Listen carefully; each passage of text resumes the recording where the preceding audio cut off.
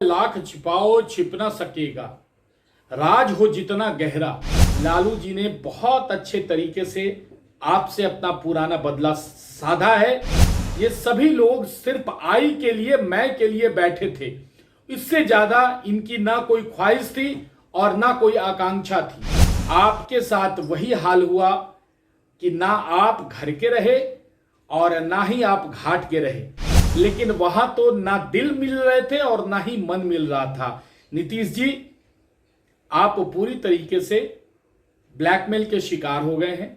एक बड़े मशहूर फिल्म का बड़ा अच्छा गाना है, लाख छिपाओ छिप ना सकेगा, राज हो जितना गहरा और असली नकली चेहरा। ललन बाबू कहते हैं कि महागठबंधन में सब कुछ ठीक है।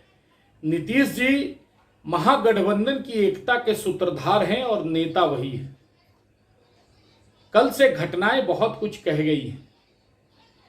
नीतीश जी का प्रेस कॉन्फ्रेंस में शामिल नहीं होना और यह कहना पत्रकारों को कि पटना में बात करेंगे और पटना आने के बाद पत्रकारों को हाथ हिला के टाटा बाय बाय करके निकल जाना, अपने आप में बहुत कुछ समझने को काफी है।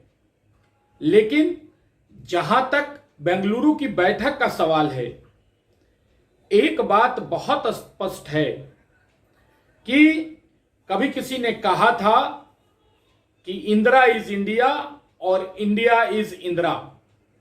मतलब समझने को काफी है कि उस जमाने में भी जो इंदिरा गांधी जी कहती थी वही भारत में लागू होता था। और इस गठबंधन ने, जो कांग्रेस के नेतृत्व में बेंगलुरु में बैठक हुई, सोनिया गांधी जी की उपस्थिति में हुई, उसने यह साबित कर दिया कि इंडिया शॉर्ट नेम रखकर यह साबित करने की कोशिश की गई है कि फिर यह वही महागठबंधन है कांग्रेस के नेतृत्व का, यूपीए, जिसमें कहा जाएगा इंडिया इज इंदिरा और इंदिरा इज इंडिया। एक और बात इसमें जुड़ता है, वो यह है कि इस एनडीए और इंडिया में दो आई की कमी है। एनडीए में अगर हम दो आई मतलब मैं, अगर जोड़ दें तो वह इंडिया हो जाता है। लेकिन यह दो आई एनडीए में नहीं जुटा है, लेकिन इंडिया में जुटा है। इन लोगों ने जोड़ा है। मतलब मैं स्वयं, मतलब मेरा परिवार, मेरे बाल बच्चे, आई, मेरे सिवा कोई दूसरा नहीं। यह बड़ा स्पष्ट है कि इस बैठक में जितनी भी पार्टियां आई थी उन सभी का वास्ता सिर्फ आई से था, मैं से था, एनडीए से नहीं था, इस देश से नहीं था, इंडिया से नहीं था। ये सभी लोग सिर्फ आई के लिए, मैं के लिए बैठे थे। इससे ज्यादा इनकी ना कोई ख्वाहिश थी और ना कोई आकांक्षा थी। तो ये पूरी तरीके से एक फ्लॉप शो साबित हुआ है। और खास करके दुख की बात यह है कि इस बैठक में सबसे ज्यादा बेइज्जती अगर हुई है तो वो बिहार की हुई है।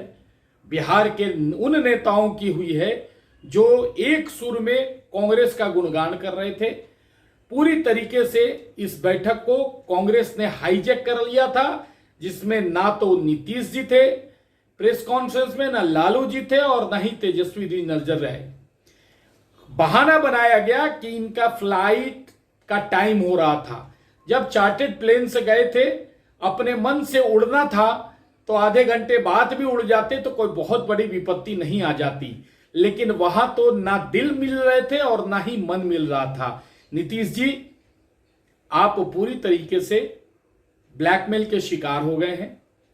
लालू जी अपनी मंशा में पूरी तरीके से कामयाब हो गए।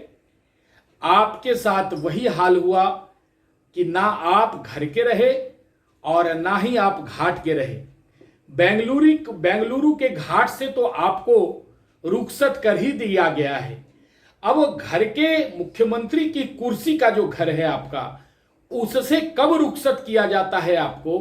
बिहार वासी उस दिन का इंतजार कर रहे हैं।